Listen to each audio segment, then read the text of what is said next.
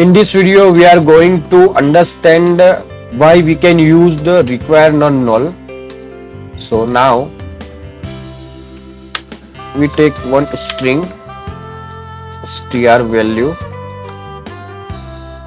and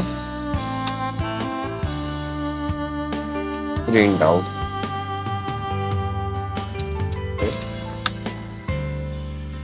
I run this program. Now value is hello world. Now I want to use objects require null. Here pass str value and input string cannot be null. So basically require non null it will use to for our application in debugging and handle the exception, null pointer exception. Now I run this program. Now see, currently string has a value, so that's why it will not throw any exception like input string cannot be null. Now I here initialize null value.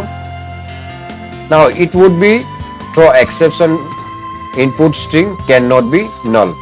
Now we can add in a try catch.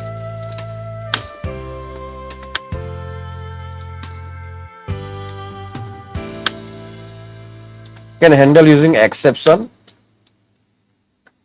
and this code put inside the try block. Add one SOP and check out it actual message.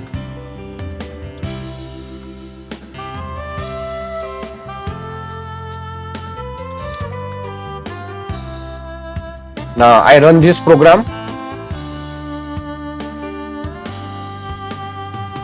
Now exception is generated, input string cannot be null.